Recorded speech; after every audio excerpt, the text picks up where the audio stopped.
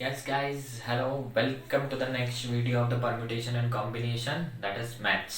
ठीक है, वापस से आगे के क्वेश्चंस को स्टार्ट करते हैं. डायरेक्टली नेक्स्ट क्वेश्चन रीड करता हूँ and we are going to solve that. ठीक है, okay. In an examination, a question paper consists of 12 questions divided into two parts, that is part 1 and part 2, containing 5 questions and 7 questions respectively. A student is required to attempt 8 questions in all, selecting at least 3 from each part. In how many ways can the student select the questions? अब देखना, important questions है, ध्यान से समझना वो क्या बोलना चाह रहा है. ठीक है, टोटल एक एग्जाम पेपर है जिसमें टोटल 12 क्वेश्चंस है. यहाँ पे मैंने लिखा है 12 क्वेश्चंस टोटल. अब ये जो 12 क्वेश्चंस का क्वेश्चन पेपर है ना, इसको दो पार्ट में डिवाइड कर दिया गया है. That is part 1 and part 2. ध्यान से समझ लेना तो क्वेश्चन समझ में आ जाएगा. 12 क्वेश्चंस का क्वेश्चन पेपर है जिसको दो पार्ट में डिवाइड करा है, पार्ट 1 एंड पार्ट 2. अब इस पार्ट 1 में टोटल है 5 क्वेश्चंस और पार्ट 2 में टोटल है 7 क्वेश्चंस. पार्ट 1 में देखे रखे हैं 5 क्वेश्चंस और पार्ट 2 में देखे रखे हैं 7 क्वेश्चंस. अब हमको बोला है कि एक स्टूडेंट को सॉल्व करने हैं 8 क्वेश्चंस. एक स्टूडेंट है जिसको सॉल्व करने हैं 8 क्वेश्चन, टोटल मिला के 8 क्वेश्चन. लेकिन उसने बोला है कि हर पार्ट से, दोनों पार्ट से एटलीस्ट 3 होने चाहिए. एटलीस्ट, या तो इतने तो होने ही चाहिए, इससे ज्यादा भी हो सकते हैं. तो अब इसके लिए ना हमको अलग अलग केसेस बनाने पड़ेंगे. कैसे कि हर पार्ट से अपने को 3-3 क्वेश्चन तो सॉल्व करना ही है. लेकिन मैं इधर से 3 ले लूँ और इधर से 3 ले लूँ तो ये तो 6 ही क्वेश्चन हुए ना. उसने ये स्पेसिफिक बोला है क्वेश्चन 8 करने, लेकिन हर पार्ट से एटलीस्ट 3 तो करना ही है. तो अब उसमें क्या होगा, केस ये बनेगा पहला कि अगर मैंने इधर से 3 ले लिए फ्रॉम पार्ट 1, तो इधर से कितने लेने पड़ेंगे, 5 क्वेश्चन फ्रॉम पार्ट 2. क्यों, तब जाके मेरे 8 क्वेश्चन होंगे. 3 इधर से 5 इधर से, तो दोनों में 8 क्वेश्चन हो गए. फिर दूसरा केस कि अगर मैं इधर से 4 क्वेश्चन ले लूं तो फिर मैं इधर से भी 4 क्वेश्चन लूंगा तो टोटल कितने हो जाएंगे, 8 हो जाएंगे. और फिर तीसरा तरीका, अगर मैं इधर से 5 क्वेश्चन लेता हूं तो 5 यहां से ले लिया तो इधर से कितने लेने पड़ेंगे, फिर 3. ठीक है, अब इससे अलावा तो कोई ऑप्शन है ही नहीं, क्योंकि इधर तो टोटल 5 ही थे और टोटल हो गए 8 क्वेश्चन. सबको अटेम्प्ट करना है तो इससे 5 से ज्यादा तो इसमें सिलेक्ट कर ही नहीं सकते अपन, क्योंकि 5 ही क्वेश्चन नहीं आते. तो ये 3 केसेस अपने पास बनेंगे. इन तीनों क्वेश्चन केसेस को हमको सॉल्व करना है और आंसर निकालना है. तो देखो ये वाला केस, 5 में से 3, 7 में से 5, 5 में से 3 और 7 में से 5, ये हो गया एक केस अपने पास में. ठीक है, अगला केस क्या बनेगा अपने पास में, 5c4 into 7c4, this is the next case. और लास्ट केस बनेगा 5c5 इंटू 7c3. तो ये हो गया लास्ट केस. अब इन तीनों केसेस को सॉल्व करना है. इसको सॉल्व करने के बाद में जो आंसर आएगा वही फाइनल आंसर होगा. तो ये हो जाएगा, देखो डायरेक्टली सॉल्व कर रहा हूँ. 5c3 की वैल्यू, तो ये हो जाएगा 5 इंटू 4 अपॉन 3 फैक्टोरियल कैंसिल तो बच गया 2. और यहाँ पे हो जाएगा 7 इंटू 6, 5 फैक्टोरियल कैंसिल बचेगा 2.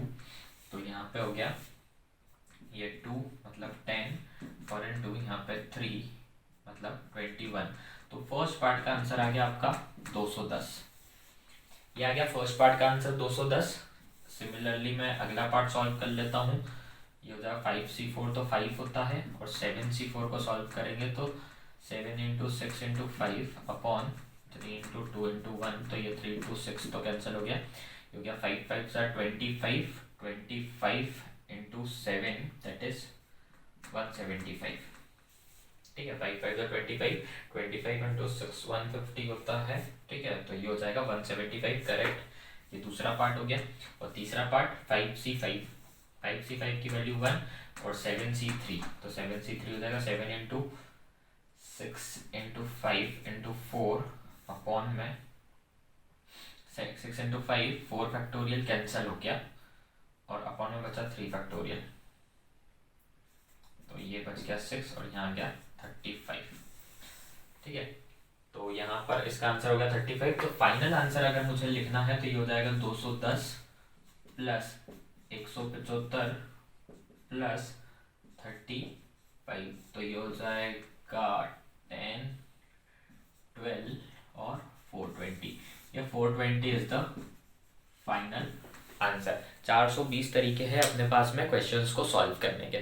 ठीक है, अच्छे से समझ लो, देख लो, बना लो, स्क्रीनशॉट ले लो, लेकिन बहुत इंपॉर्टेंट क्वेश्चन है। ठीक है, डू इट। डन। ठीक है, नेक्स्ट एक क्वेश्चन है अब यहाँ पे कि from a class of 25 students 10 are to be selected for an excursion party. There are 3 students who decide that either all of them will join or none of them will join. In how many ways can the excursion party be selected?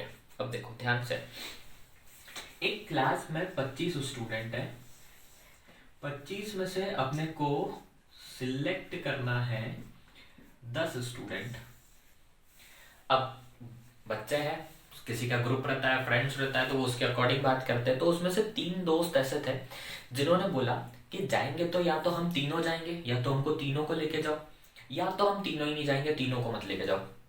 School वाले decide करते ना, ये जाएगा, ये नहीं जाएगा, ये नहीं जाएगा, ये जाएगा। तो बच्चे जब सिलेक्ट हो रहे थे तो 25 में से 10 सिलेक्ट करने थे, पर 3 फ्रेंड्स ऐसे थे, उन्होंने बोला कि या तो तीनों जाएंगे या तो तीनों नहीं जाएंगे। तो अगर हमको केसेस बनाना है तो या तो हम इन तीनों को लेंगे या तो हम इन तीनों को नहीं लेंगे। तो उसके अकॉर्डिंग अपने को 10 मेंबर सिलेक्ट करना है। तो देखते हैं कैसे करते हैं। पहला केस क्या बन गया कि ऑल ऑफ देम विल गो, कि वो तीनों बच्चे जा रहे हैं पार्टी में, ऑल ऑफ देम विल गो। तो देखो वो तीनों को अगर भेजना है पार्टी में तो चलो तीनों को भेज दिया पार्टी में। अब मेरे पास अवेलेबल स्टूडेंट कितने बचे, 22 में 25 में से 3 चले गए तो 22 अवेलेबल बचे।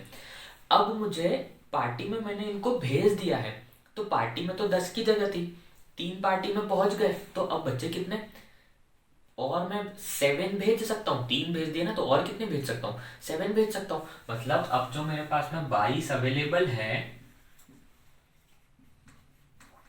उसमें से मैं सिलेक्ट कितने करने हैं मुझे, 7। ठीक है, तो 22 में से 7 सिलेक्ट करना है, तो इसका तरीका हो जाएगा 22C7। ये हो गया इसका first part. Second part, none of them will go, उन तीनों को नहीं ले गया, none of them will go, उन तीनों को मैं नहीं लेके जा रहा हूं। तो अभी देखो, उन तीनों को पार्टी में नहीं ले गए तो उनको घर भेज दो। 25 स्टूडेंट है, तुमने 3 स्टूडेंट्स को घर भेज दिया, तो तुम्हारे पास अवेलेबल स्टूडेंट कितने बचे, फिर से 22 अवेलेबल। अब बताओ पार्टी में कितने की जगह है, 10 की। क्या तुमने अभी एक को भी भेजा है पार्टी में, पार्टी में तो किसी को नहीं भेजा, वो तीनों को तो घर भेज दिया। मतलब अब ये जो 22 स्टूडेंट्स तुम्हारे पास अवेलेबल बचे ना, इन्हीं में से तुमको 10 स्टूडेंट्स को सिलेक्ट करना पड़ेगा। तो ये हो जाएगा 10 टू बी सिलेक्टेड। तो इसका आंसर क्या हो जाएगा, 22C10। ठीक है, ये पहला तरीका, ये दूसरा तरीका, दोनों तरीकों को आपस में क्या कर देंगे, हम ऐड करेंगे। 22C7 plus 22C10। अब ये कैलकुलेशंस आप लोग करेंगे। 22C7 प्लस 22C10, मैं डायरेक्ट आंसर बता रहा हूँ, चेक करना कि आपका आंसर मैच करता है या नहीं। सॉल्व करेंगे कॉम्बिनेशन का फॉर्मूला लगा के। तो इसका फाइनल आंसर आएगा 817190। This is the final answer. ठीक है, इसको सॉल्व करके देखोगे तो 817190 आना चाहिए। ठीक है, चलो इसको नोट कर लो अच्छे से, फिर अगला क्वेश्चन करते हैं। ठीक है, now the next question is, in how many ways Can the letters of the word assassination be arranged so that all the S are together? पहले तो word लिखते हैं अपन. Word is assassination.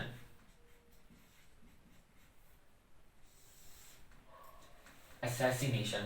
अब इस वर्ड को इस तरीके से अरेंज करना है कि उसने बोला है कि ये जो चारों एस है, ये चारों एस हमेशा साथ में आने चाहिए.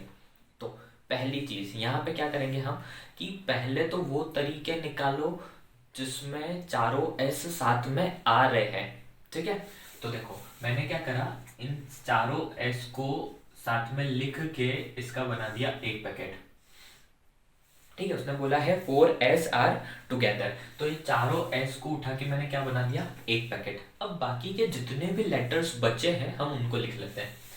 a, फिर से एक a, फिर i, फिर n, फिर a, फिर t, फिर i, फिर o और फिर n. ठीक है, तो कितने लेटर्स हो गए अब हम काउंट करेंगे. 1 2 3 4 5 6 7 8 9 और एक पूरा ये 10. अब ये 10 लेटर है, 10 को आपस में जमाने का तरीका हो गया 10 फैक्टोरियल डिवाइड में a कितनी बार आ रहा है, 1 2 3 बार, तो 3 फैक्टोरियल इनटू n कितनी बार आ रहा है, 2 बार आ रहा है. उसके बाद में i कितनी बार आ रहा है, 2 बार आ रहा है. तो बस ये डिवाइड कर दो, तो इसका फाइनल आंसर क्या हो जाएगा, उसको सॉल्व करोगे तो 10 इंटू 9 8 7 6 5 और 4 3 फैक्टोरियल अपॉन में 3 फैक्टोरियल इंटू ये 2 फैक्टोरियल 2 फैक्टोरियल 2. देखो ये 3 फैक्टोरियल कैंसिल हो गया, 2 इंटू 2 4 से ये 4 कैंसिल हो गया, तो बचा क्या 10 into 9 90 90 into 8 720 720 into 7 50 40 into 6 into 5 30. तो 5040 इंटू 30 इसका फाइनल आंसर आ जाएगा 151200. 151200. This is your final answer. ठीक है, इसको नोट करो अच्छे से, फिर अगला क्वेश्चन करते हैं. ठीक है, okay. Now moving to the next question. The next question is, it is required to sit 5 men and 4 women in a row so that the women occupy the even places.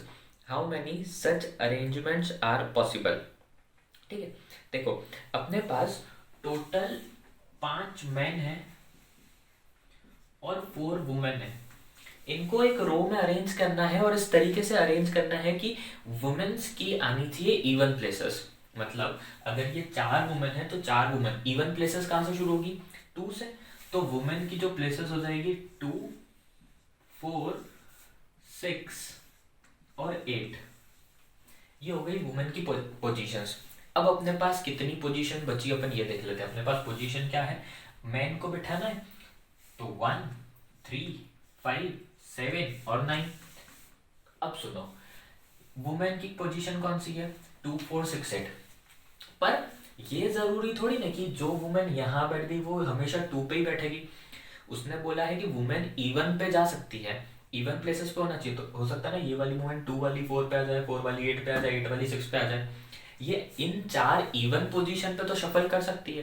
तो 4 position पे 4 women को arrange करने के तरीके कितने हो गए, 4 factorial.